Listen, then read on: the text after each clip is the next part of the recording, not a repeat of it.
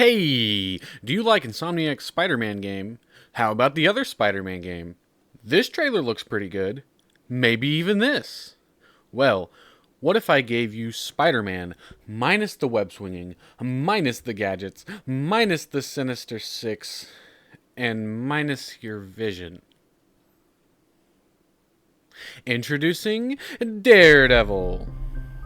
If you don't know who Daredevil is, you could either watch the Netflix show that is on Disney Plus now and is really good and you should totally watch it regardless, or you could listen to me explain it in horrible amounts of detail. Essentially, his dad is a boxer who gets killed for several different reasons depending on who you ask, but here, well, we'll get to it in a bit. But essentially, his dad dies, and near that time, he gets hit in the eyes with toxic chemicals. These chemicals blind him, but also give him special superhuman hearing, smell, touch, etc. He then grows up to be a lawyer and New York's one and only blind superhero, the Daredevil. For this game, Matt Murdock will have been a lawyer for some time by the start of the story, and much like in the Spider-Man game, there will be some required and some optional job sections. In this game, imagine it as a Phoenix Wright type game within this superhero game. The way I was thinking about it was the story mode / required ones would be essentially based on the events that Matt himself sees during the events of the game, such as some villains, maybe some innocents are being framed, and so on. As for the optional ones, they would be based on other side missions that wouldn't unlock until you did the ones it goes to, such as different enemy camps, random crimes, so on. The gameplay of these segments would require you to actively remember what has happened so far in the game, either big moments that you will never miss, or small details you might have walked past. And these events may cost you the case. The main ones that you have to do will either require you to win or lose, depending on the mission. But, of course, you'll be told beforehand which one it is. As for the optional ones, they will always require you to win no matter what. You might be asking yourself, why would you want to lose a court case? Well, I'm glad you asked. Story time. Essentially, the story is that for the last couple years, Matt has decided he doesn't want to sit around blindly, pun intended, while people are getting hurt. And essentially, after the events of Devil's Breath sweeping through New York, Murdock decides to take the name from the thing that took his father's life all those years ago. Oh yeah, that's how his father dies. But that also means in this universe, he lives for quite some time with his dad still alive. It is about 17 or 18 when he loses his true eyesight. Because of this, he's about 24, 25 during the events of the game, and would take place about 7 or 8 years after the events of Spider-Man PS4. By the start of this game, he would be learning not only how to be the best lawyer, but also how to use his powers effectively. In this game, Wilson Fisk is finally going to trial for his crimes from the first Spider-Man game. During this, the question comes up that his lawyers and all the witnesses are corrupt, and so is required by law, or he just thinks it would be more beneficial to him to hire some fresh blood. Meet Foggy Nelson. He's Matt's best friend, and in this universe, they've known each other since they were kids. So Fisk hires these two, as they've just started their own law practice, and Matt, of course, throughout the events of the game, will attempt to find out what Fisk is really doing while being thwarted by hired goons. Fisk will not know at any point during the game that Matt and Daredevil are the same person, at least not at any point so far, and will hire villains such as Bullseye, Elektra, Mr. Fear, and maybe a Punisher thing that's similar to Man-Bat in Arkham Knight or Taskmaster in the Spider-Man game, where he kind of just shows up a bit, but ends up mainly being fan service / setup for a future game. I would also include The Hand as a faction within Hell's Kitchen. They would have enemy camps and the like to use as side missions. Oh, did I forget? The map would only consist of Hell's Kitchen. Yeah. While Spider-Man zips through New York City at 1,000,000 miles an hour, our friend Daredevil can only run. His free-roaming movement will be more involved than Spidey's because of this, though, and he will run while holding the right trigger, just like the wall crawler. But he will not auto-parkour for you. Instead, you have to press jump at the right time, and if need be, crouch while running will have him sliding. The slide move would be really useful in combat as well, as it negates damage for a few seconds. However, you also have to build up some speed before executing it. He can also wall run for a few seconds as one of his upgrades, and he would need sufficient speed to back him up. His gameplay will be quite a bit different than Peter and Miles, because instead of being mostly a fighting game with stealth elements, let's face it, don't have to be done stealthily, this game will be mostly stealth-oriented with minor combat elements, such as boss fights and certain areas where you do actually want to fight.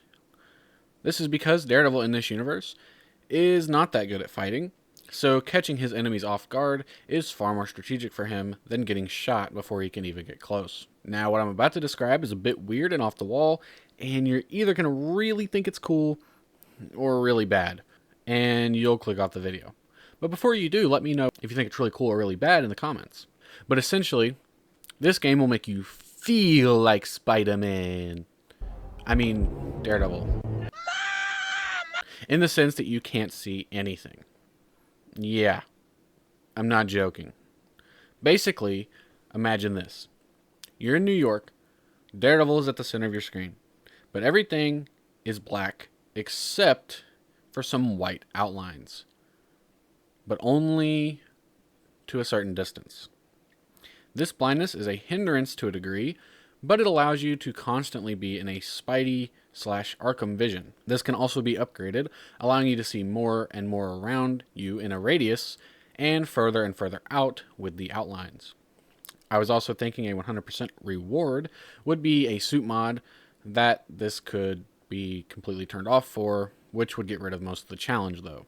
Because for the main gameplay loop, you'll be tasked to stealthily move around various environments. During these sections, you can't see much unless you can hear it. Once something is in range and is making a sound, it will light up as though you can see it with your normal vision. So during the stealth sections, you have to not only become the Daredevil, you also have to become a Daredevil. Because without putting yourself in some danger, aka letting them know where you are, what gadgets you have, your weaknesses, you won't be able to hear them. This will make their heart rate go up and dialogue happen more, etc., allowing you to see not only the bad guys, but more of your surroundings, allowing for better movement, takedowns, and understanding of the location of things you can interact with. Because of this sound wave mechanic, you will also have a move that allows Matt to hit the floor or walls around him, creating his own small radius of temporary extended vision. If close enough, this will also attract enemies, and or make their heart rate increase. To go along with this, Daredevil's Billy Club will have 4 modes: staff, escrimas, nunchucks, and a grapple hook. The first 3 will change how you fight, with the last one being a mid-game upgrade that allows you to move around easier in free roam as well as during stealth sections. You won't want to take guys head on too much, as they surely will shoot you before you can do anything much to them, but if you do get in a scrape, you have 3 options. Use your staff for mid-range and mid-attack power with average movement speed. Use the escrimas for faster movement, higher damage, but the smallest range out of all of the weapons. Or use the nunchucks for the longest range, fastest movement, but least damage. The nunchucks and escrimas also allow you to throw the weapon. Nunchuck will come back, and the escrimas need to be picked up, and therefore do tons of damage when hitting someone with it. You'll also have a 4th mode of attack using exclusively your fists. This will do the most damage, be the fastest, but also have literally no range. Abilities/upgrades. Daredevil won't have any fancy gadget wheels. Instead, he will switch between modes for his Billy Club by tapping the right bumper.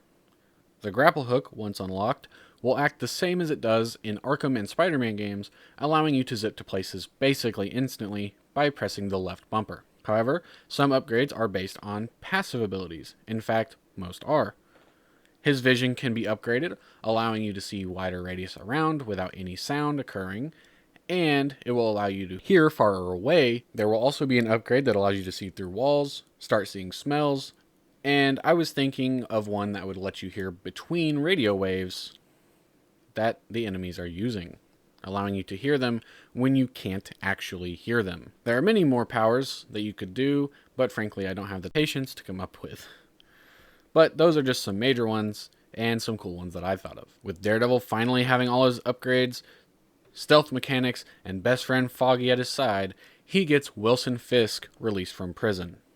After this, Matt makes his way to Fisk Tower, somewhere he's broken into several times at this point, in and out of costume, but this time with the explicit purpose to get Kingpin locked up for good. They fight and whatnot, but in the end, Fisk pulls off Daredevil's mask, and Matt has all the evidence he needs to take him to prison.